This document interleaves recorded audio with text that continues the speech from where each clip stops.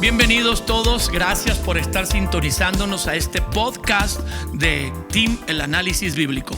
Y nuestro propósito es examinar la Biblia de una manera sabia y prudente, vamos a ser conservadora, para sacar de ella la aplicación práctica de nuestras vidas o para nuestras vidas en diferentes temáticas.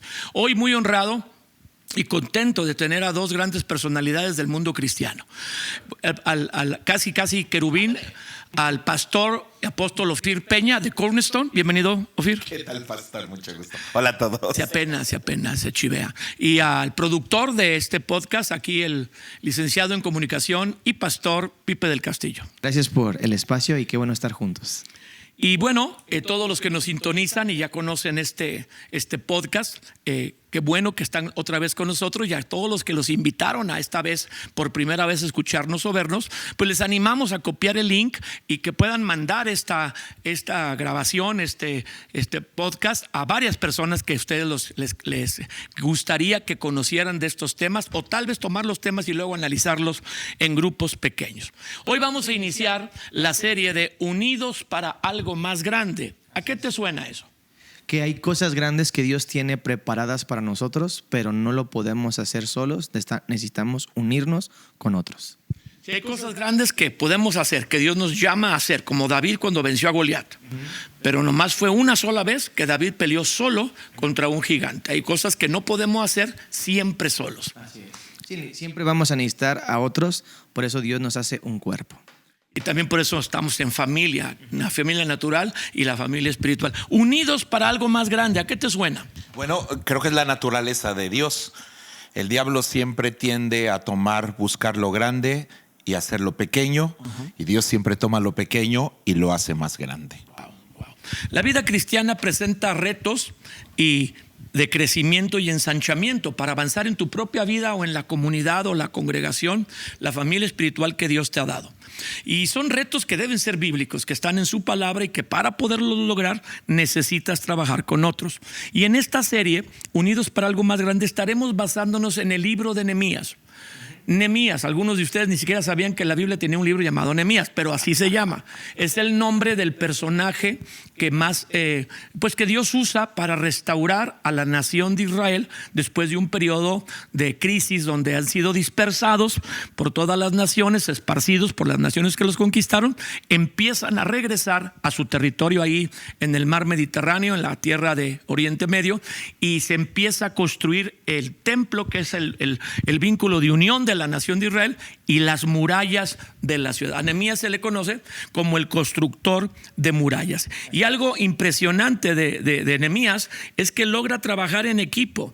El libro de Nehemías es estudiado en las universidades de Yale, de Oxford, de Cambridge, en los manuales que ellos dan de alta dirección, porque es el milagro de un hombre que activa toda una nación para lograr objetivos que no podría de ninguna manera lograr un solo grupo pequeño o un hombre, por importante que fuera. Así que vamos a basarnos en el libro de Nehemías para entrar a este primer episodio de Unidos para algo más grande, que es la indiferencia.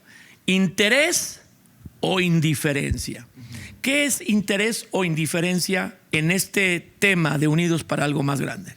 Bueno, yo creo que es el punto de partida, porque creo que siempre que hay algo que Dios quiere hacer, va a abrir nuestros ojos o nos va a permitir ver necesidades o nos va a dar algo, nos va a mostrar algo, y ante eso podemos tener dos reacciones. Podemos mostrar interés o ser indiferentes. Entonces yo creo que es el punto de partida. Cuando Dios quiere hacer algo, siempre se lo muestra a alguien, y entonces podemos tener estas dos reacciones. Son dos maneras de reaccionar ante un reto. Así es. Con interés. Un reto, una visión, un proyecto, un llamado, una necesidad. Dios lo hace de diferentes maneras. ¿Qué podrías tú definir como qué es interés y qué es indiferencia? Bueno, la Biblia define la parte de desinterés o indiferencia como la incapacidad de sentir, y obviamente si no sientes, no haces nada al respecto de lo que sientes. Entonces la base del interés tendría que ver con la capacidad de sentir o no perder la Tener sensibilidad. emoción por hacer algo. Sí, y recuerdo a Jeremías, Dios le dice a Jeremías, dile a mi pueblo que se han hecho insensibles y que la razón por la que ya no están conquistando nada, ni logrando nada, ni creciendo, no es porque no tengan algo más que conquistar, sino porque perdieron sensibilidad. Entonces hay un vínculo entre la capacidad de seguir siendo sensible y percibir como el corazón de Dios y qué tan lejos llegaremos. Y la indiferencia inclusive es un reclamo de Dios cuando en Apocalipsis le escribe a la iglesia de Éfeso, la alaba por 6 o 7 cosas que hace bien, pero luego dice, pero tengo contra ti que has dejado tu primer amor, has dejado de estar en tu corazón apasionado para mí. Porque es como la gente que se levanta a trabajar nada más porque tiene que trabajar, no tiene una emoción, no tiene un interés, es una rutina, es algo de cansancio que vas abandonando porque no tienes interés. Muy bien, pues si vamos a ser un líder como Nehemías, o sea, hablando del libro que tiene su nombre, él tuvo que enfrentar la indiferencia y él mismo mostrar interés en lo que es la tarea del libro de Nehemías, la reconstrucción de un muro. ¿Qué es esa reconstrucción de un muro? Bueno, es una tarea titánica, pero era una necesidad apremiante en el contexto donde estaba Nehemías, porque vamos a analizar la historia, vamos a ver que el pueblo se encontró en una situación donde estaban bajo ataque, no podían prosperar, no podían crecer, todo el tiempo estaban expuestos. Entonces era necesaria una muralla que protegiera para que pudieran edificar, construir, estar seguros, prosperar y muchas otras cosas. Entonces la muralla representa eso en lo físico, en lo práctico, ¿no? Entonces era muy necesario para protegerlos de los enemigos. Así es. Entonces en la situación en la que se encontraban era la necesidad más grande que ellos tenían. Sí, porque si los enemigos entraban y los saqueaban, siempre estaban con susto, con temor y no se podían dedicar a el crecimiento de la nación. Exactamente. Ofir, ¿nos puedes leer Nehemías 1? Del 1 al 4 para empezar a tocar este tema y ver cómo Nehemías reaccionó ante la información o la necesidad de que el muro estaba derrumbado. A ver, y hablemos sobre esta porción. Dice así, Nehemías 1 del 1 al 4. Palabras de Nehemías, hijo de Acalías. Aconteció en el mes de Quisleu, en el año 20, estando yo en Susa, capital del reino, que vino Ananí, uno de mis hermanos, con algunos varones de Judá. Y le pregunté por los judíos que habían escapado, que habían quedado de la cautividad, y por Jerusalén.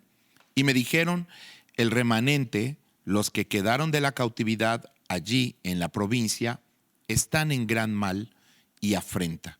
Y el muro de Jerusalén derribado, y sus puertas quemadas a fuego.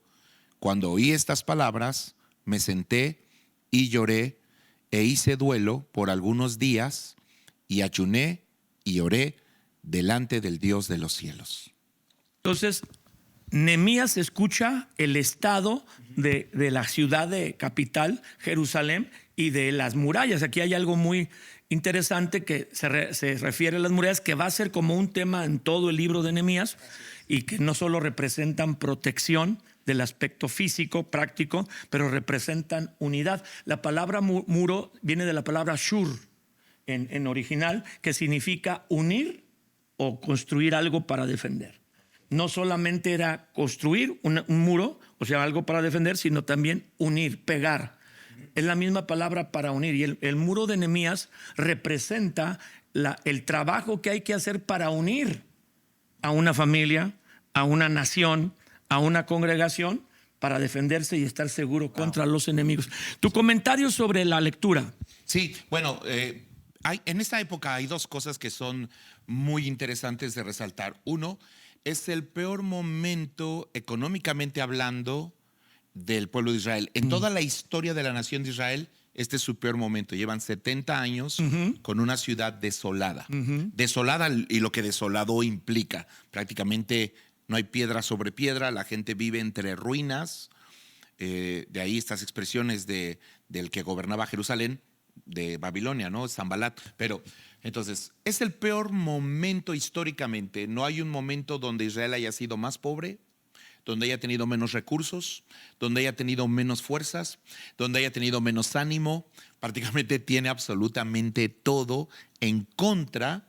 Entonces, la reconstrucción del muro tiene un valor épico, histórico, porque lo hizo todo no teniendo nada.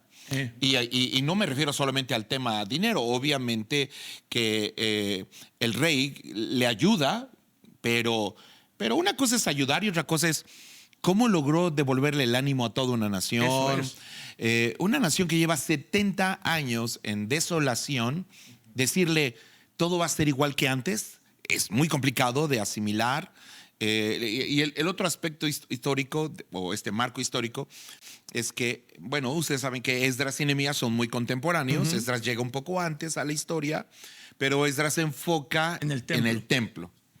Pero este asunto es interesante porque las dos cosas que el Espíritu Santo pone como carga en dos grandes líderes de la historia es el templo y la muralla. Sí. El templo y la muralla. El Imperio Romano tenía una práctica que era vital para vencer y para conquistar. Cuando llegaban a un territorio para pelear, llegaban todo el soldado, la compañía, y lo primero que tenían que hacer era edificar la casa del centurión. Entonces montaban primero la casa del centurión y luego tenían que hacer toda una zanja de ciertos metros de altura y anchura para evitar los enemigos, Sí. que viene siendo el equivalente al muro, Sí. nada más que al revés, porque ellos lo hacen Hundido. para abajo y nosotros para arriba. Pero en fin, el asunto es que hasta el Imperio Romano sabía que eso era vital para una conquista y los soldados no podían dormir, no se podían ir a dormir si la casa del centurión y la zanja de protección no estaba terminada. Así que trabajaban horas sin importar cuánto hubieran caminado y caminaban un promedio de 50 kilómetros diarios con más o menos Toda la- 40 kilos El equipo. todo el equipo, ¿no? Entonces, esto del muro y del templo es muy interesante. Significa que Dios no quiere que descansemos hasta que esa parte esté terminada también. Algo también histórico es que ya había regresado un grupo de personas a repoblar. Hubo un mandato en Babilonia, ¿verdad? Obviamente con Nabucodonosor, que los esparce por todas las naciones y les quita la identidad. Destruye la ciudad de Jerusalén, etcétera, y prohíbe por ley que estén ahí. Vienen otros reyes, medos y persas, no babilónicos, medos y persas, y se va ablandando esa instrucción de que no estén, hasta que dice la escritura que un rey se emociona porque un profeta le dice que su nombre está en la Biblia, y efectivamente había unas profecías que hablaban de un rey llamado de tal forma que era ese rey que iba a dejar que el pueblo regresara a repoblar. Ciro, cuando este rey se da cuenta, pues se siente acá súper bien, que Dios se fijó en él y que él va a ser un héroe, entonces los empieza a dejar regresar. El punto es lo que dice Ofir, más o menos habían pasado 90 años. 90 años desde que el primer contingente con Esdras y Zorobabel y Josadac, dice la Biblia, regresaron. Luego viene Esdras, luego viene Nehemías y nadie ha reconstruido el muro. O sea, reconstruyen el templo y Esdras y todos los que regresan primero, porque el templo es la forma de unir al pueblo alrededor de Dios, donde se supone que está la presencia de Dios, donde hacen sus sacrificios, la unión de la fe de todos ellos, pero nadie reconstruye el muro. Ellos viven entre ruinas. Ellos viven asolados por los enemigos, porque los enemigos no quieren que Israel se vuelva a volver una nación entre ellos, pues saben que han oído del favor de Dios. Entonces está todo en contra y hay una generación que no reacciona ante la necesidad. Y estos versículos que nos leía Ofir en el capítulo 1, pues empezando, dice que le dan el reporte a Nehemías de la necesidad que hay en Israel, y él reacciona diferente. Él, en vez de decir, no, pues hay que siga, pues ya tiene 70 años, 80 años, 90 años, ahí la cosa arruinada, pues que siga. No. Él oye el estado de la ciudad y del muro y reacciona activándose para participar, a ver qué puedo hacer para ayudar, y no reacciona con indiferencia. Sí, a mí lo que me gusta mucho es la reacción de Nehemías, porque a veces pensamos que todo tiene que ser un evento o una actitud exterior, que a eso tiene que llegar, pero lo primero que sucede es dentro de Nehemías. Y dice el versículo 4, cuando oí estas palabras, me senté, lloré, que está hablando que el llorar, las lágrimas, hablan Afectado. de algo que le está afectando exactamente, e hice duelo por algunos días y ayuné y oré, y lo más importante es esto, delante del Dios de los cielos. O sea, esto que escuchó, esto que entendió, le afectó dentro de su corazón, tuvo un efecto interno, pero lo llevó delante de Dios. Porque aunque vengan situaciones y queramos hacer algo, a veces es imposible realmente marcar una diferencia en nuestras propias fuerzas. Por eso resalto mucho esto. Nehemías tiene una situación interna, una reacción correcta, pero lo hace delante de Dios. Yo creo que eso es algo que tenemos que hacer cuando escuchamos una situación o vemos algo. Lo sentimos, pero lo llevamos delante de Dios. Bueno, creo que solo en continuación con lo que está diciendo Pipe, me parece muy interesante porque hay dos coperos en la Biblia, dos coperos y dos historias, ¿no? ¿Sí? Una, un hombre sensible y otro, un insensible. La característica clara del desinterés. El copero que le cuenta el sueño a José, Sí. lo que él quiere es recuperar su trabajo, su dinero, su estatus, su posición, y luego 2 años se olvida por completo del hombre que le ayudó a llegar ahí, de José, ¿no? Pasan 2 años hasta que dicen que se acuerda y le dice a Faraón, ay Dios santo, yo me acuerdo que en la cárcel. Sí, podemos estar Perdió. pensando en nosotros mismos y buscar a Dios por nuestro propio interés, o como en el caso de Nehemías. Nehemías le llegan las Pero- noticias. De hecho, es un caso completamente opuesto. Nehemías le está yendo bien. Sí. Nehemías tiene todo en el palacio. Sí. El copero de José lo ha perdido todo. Y sin embargo, el que lo tiene todo no ha perdido sensibilidad, y el que lo perdió todo ha perdido sensibilidad. Parece contradictorio, ¿no? Debería ser como al revés.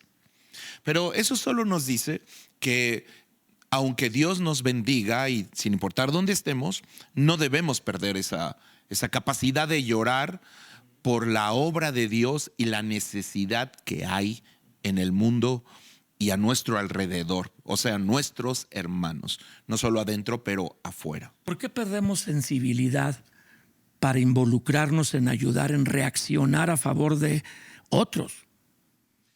Porque Bueno, aquí Nehemías reacciona en favor, pues, de los que están ahí o sea, los que regresaron a poblar eso. A él no le afecta, él tiene su casa, y creo que la posición que tenía como cercano al rey en ese tiempo del imperio que dominaba, pues era mucho como de muy buena posición, nada que necesitar, hasta tenía excedentes de muchas cosas. Y él muestra interés por otros, por los que están en Jerusalén y por la casa de Dios, vamos a decir, muestra interés, aunque su casa está bien, la casa de Dios no, el pueblo de Dios no, y se involucra de dejar su puesto, pedir permiso para que vaya a Jerusalén con sus recursos y los que consigue a ayudar a la gente. El nombre de Nehemías significa el que consuela. Y la palabra consolar es un concepto que se ha distorsionado mucho con los años, porque tiene que ver con el hecho de que creemos que consolar es como sentir lástima por alguien más y decirle, todo va a estar bien. Ese concepto no tiene nada que ver con el concepto bíblico de consolar. La palabra consolar era un concepto militar que se utilizaba para devolver a un soldado herido su identidad, su valor, su garra para regresar al campo de batalla. Entonces, por ejemplo, cuando regresaban un ejército que pues no les había ido muy bien, la tarea de un general, eso es por lo que hay generales, Consolar. y quizá por eso Dios lo escoge a Nehemías como líder, es parte de esta esencia que lo hace no perder sensibilidad, que ve los soldados heridos Y consolar es agarrarlos a todos. Parece un poco rudo, pero consolar no tiene nada que ver con sobar, tiene que ver con sacudir a alguien, como cuando le dices a alguien, hey, no se te olvide que eres hijo de Dios, no se te olvide que tienes una promesa, no se te olvide que Dios te ha bendecido, no se te olvide que no estás solo, hasta que el otro vuelve a tomar, ¿no? Lo hemos visto en las películas épicas de guerra, donde un cuate da un discurso Y todo el mundo se avienta. Sí. Ese es exactamente lo que significaba el nombre de Nehemías. Yo creo que eso le hizo no perder su sensibilidad nunca.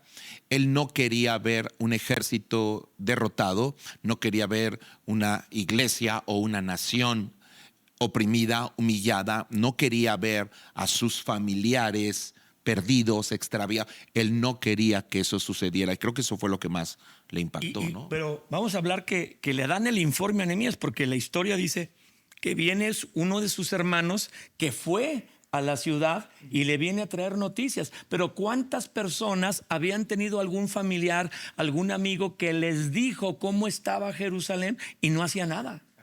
O sea, muchas personas, no vamos a hablar solo de Nehemías, sino del informe. La ciudad estaba como la describen. Inclusive más adelante en otros capítulos de Nehemías dice que estaba peor.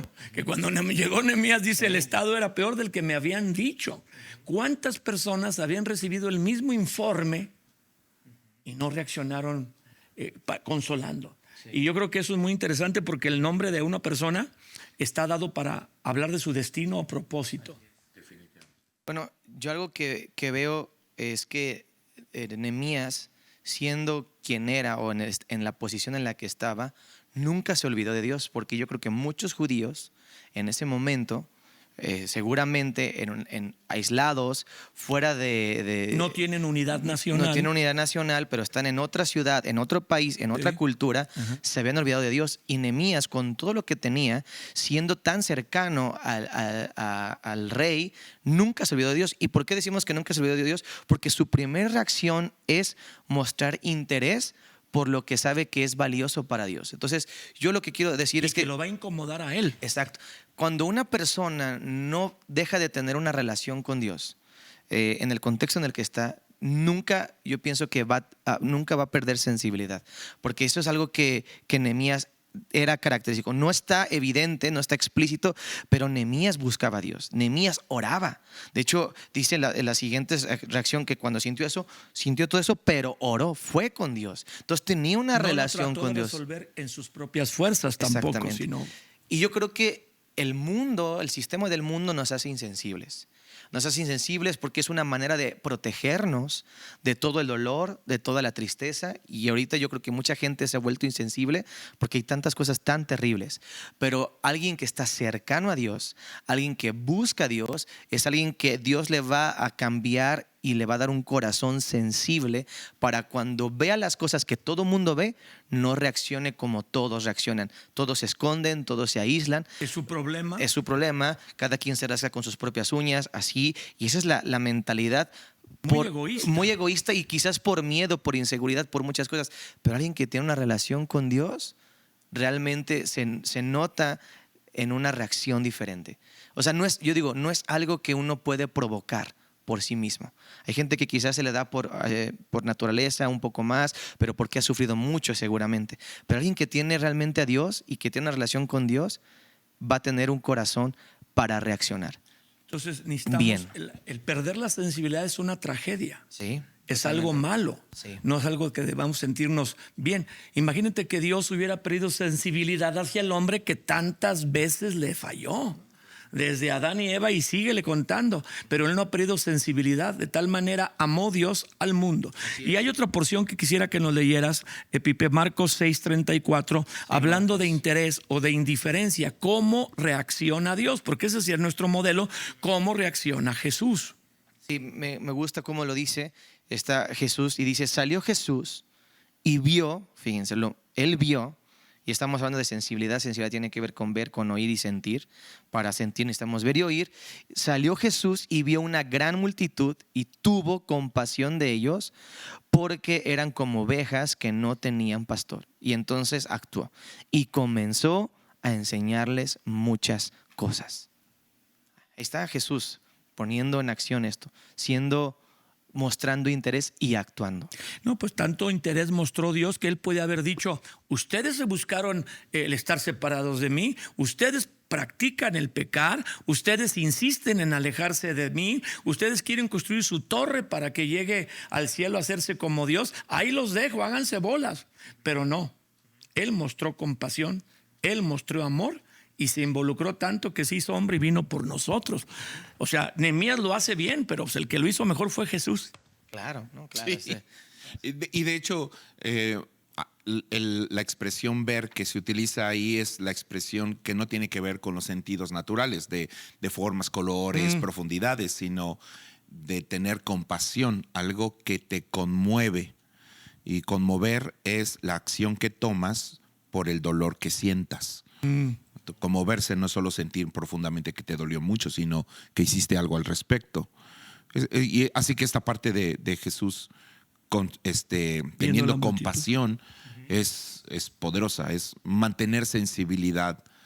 ¿Qué movió a Dios a venir a rescatar, restaurar a los hombres? Porque Satanás y los ángeles pecaron cuando se rebelaron contra Dios y Dios no los perdonó, los rescató, formó un plan para ayudar a los ángeles. Pero cuando el hombre peca reiteradamente y adrede, Dios hace un plan. ¿Qué es lo que mueve a Dios para ayudar al hombre? Amor puro, es lo que Él es su naturaleza, es su esencia. Dios es amor y no hay nada más poderoso que pueda mover una sociedad, un corazón, una vida, que el amor de Dios. Y tú nos dices que esa es la razón por la que Nehemías reaccionó involucrándose, porque hay que entender que él dejó su lugar en el palacio. Sí. Él dejó, bueno, tal vez platicó con el rey que le diera su paga o media paga porque no iba a estar ahí, pero dejó pues su esposa, su familia, la seguridad de donde él estaba. Era un hombre rico, era un hombre acaudalado, porque servir al rey de copero no era cualquier cosa. Algunos creen que era nomás probar el vino para que no estuviera envenenado, porque pues aquí en México ¿a cuántos presidentes envenenaron? Hay que ir a la historia y saber que son como 15 presidentes que murieron envenenados. Era la forma más fácil de deshacerse, y más en la antigüedad, un veneno, y pues como no había manera de examinar qué le pasó, y los quitaban. Entonces el rey tenía a alguien que probara sus bebidas, pero el copero era el que manejaba la agenda en el palacio del rey, no en el salón del trono. Ahí tenía su gabinete, pero ya cuando el rey se retiraba a sus aposentos y tenía reuniones más íntimas con algunas personas, no hablando de sexo, sino más cercanas, funcionarios, embajadores, reyes, el que llevaba la agenda era el copero, era alguien bien cercano. Tanto que no se permitía que el copero estuviera triste, o ninguno de los funcionarios alrededor del rey se permitía que estuvieran tristes. Y Nehemías se puso triste tanto que llamó la atención del rey, y eso era pena de muerte. Yo creo que la característica de Nehemías como copero de un rey natural habla mucho de la cercanía que él tenía con un rey natural, sí. pero también alguien que conocía, por lo tanto, el corazón de un rey natural, pero al mismo tiempo él, a tener una relación con Dios, el rey, le hizo tener el corazón y el sentido de Dios para que cuando se presentara una necesidad, un proyecto, una visión o algo, él tuviera la sensibilidad para poder actuar de la manera que Dios lo haría, que Él lo hace. Y eso es algo, creo que súper poderoso. Cuando estamos en una relación con Dios, vamos a poder llegar a sentir lo que Él siente, ver en un sentido figurado, pero ver como Él ve, ver a las personas como Él las ve. Y eso es lo que nos hace reaccionar, porque vamos a sentir lo que Él siente. Amor, Dios es amor, lo hablábamos ahorita. Dios es amor, entonces vamos a demostrar amor. Ahora, reaccionar en el caso de Nehemías, involucrarse. O sea, nos dice Ofir el contexto de que era la época de más pobreza, pero era imposible. O sea, era imposible levantar un muro, así como Nehemías lo levantó. Yo platiqué con un ingeniero civil que ya no está ahorita aquí, pero que estuvo aquí muchos años, y le pregunté, que él es constructor de carreteras y de edificios, etcétera, es el jefe de planeación. ¿Cuánto costaría hoy en pesos y en tiempo, construir un muro. Y entonces él se puso a estudiar el libro de Nehemías, lo largo de la ciudad, lo alto del muro, lo ancho. Y él dice que mínimo 6 meses con todo el equipo moderno. Wow, sí. 6 meses y una cantidad increíble de dinero. Claro. Entonces, el milagro de milagros es que Nehemías se echa ese trompo al uño. O sea, no nomás voy a ver cómo están los escombros. No, pues están muy mal. Aquí les dejo 1 millón. No, él se quedó y lo levantó el muro en 52 días. Pero si un ingeniero dice que con la maquinaria moderna no se podría. Y entonces yo dije, no, está mal, ¿para qué me hizo el cálculo mal? No, es que Nehemías activó a toda la población. Todos construyeron un pedazo o un tramo del muro frente a su casa.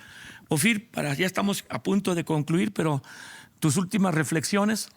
Bueno, lo que dijo Pipe me encantó. Solo añadiría porque es real.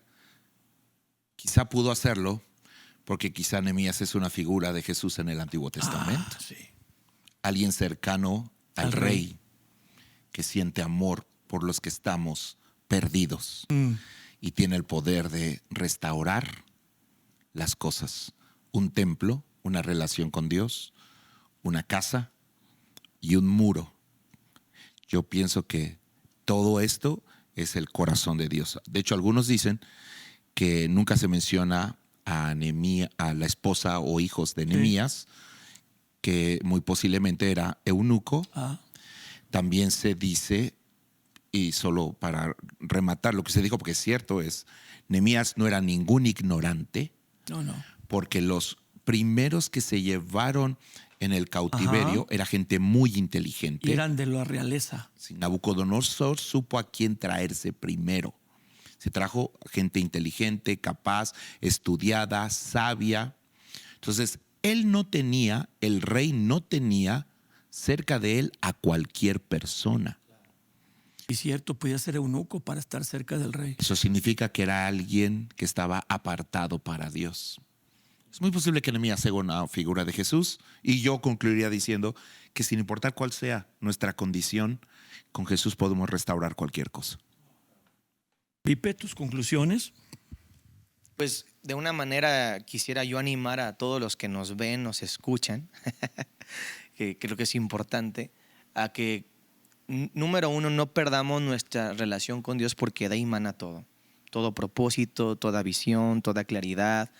Si tú quieres tener sentido en la vida y darle propósito a tu vida, tienes que tener una relación con Dios, y eso va a sensibilizar tu corazón para que, número dos, lo segundo que yo te animaría es a nunca cerrar tus ojos y tus oídos ante lo que sucede a tu alrededor.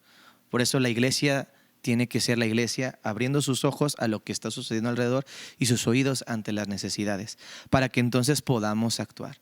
Yo lo concluiría de esta manera, pero no vamos a actuar de la manera correcta, y quizás cuando vemos lo que vemos y escuchamos lo que escuchamos, nos encerramos dentro de la iglesia porque nos hace falta más relación con Dios. Porque cuando tenemos esa relación con Dios, ese amor, el ver y el oír nos va a hacer actuar. Pero sin Dios, el ver y el oír nos va a hacer encerrarnos en nosotros mismos. La esencia de Dios es amor, y al estar con Dios, esa esencia principal de Dios, que Él es amor, se sigue avivando tu vida, o te produce ese amor que es de Dios en nosotros. Entonces Dios va a mostrarte muchas oportunidades. Una oportunidad es la persona que ves que te está echando aguas para que no choques cuando estás sacando el carro, un familiar, un proyecto en la iglesia, una necesidad, algo. Pero para poder accionar bien, tu relación con Dios, y ver y oír. Pues gracias por sintonizarnos. Este tema está impresionante. Estamos hablando de esta serie que acabamos de comenzar, Unidos para algo más grande, y la primera sesión de romper la indiferencia, o cómo actuar cuando hay una necesidad. Nehemías es un gran líder, indudablemente es un ejemplo de un líder. Es estudiado en las universidades internacionales en alta gerencia, en dirección empresarial, pero más que el líder, era un hombre que amaba. Yes. Y como amaba a Dios y oyó la condición en la que estaba Jerusalén, se involucró. No puedes amar sin involucrarte. Ese no es el amor verdadero. Dios nos vio en la miseria de nuestro pecado y se involucró y se hizo hombre y vino por nosotros a morir. Entonces tú puedes ser un gran líder, una persona que en su empresa, en su casa, te consideras como un buen líder, pero tienes que mostrar amor y interés, aunque vamos a decir pierdas tu comodidad y tus recursos, tu tiempo, para ayudar al que está menos favorecido. Eso es un gran liderazgo que restaura. Así es. Pues hasta la próxima para seguir hablando de este maravilloso libro de Nehemías y cómo encontramos ahí que podemos unirnos para algo más grande. Hasta la próxima. Gracias, Ofir. Gracias, Pipe.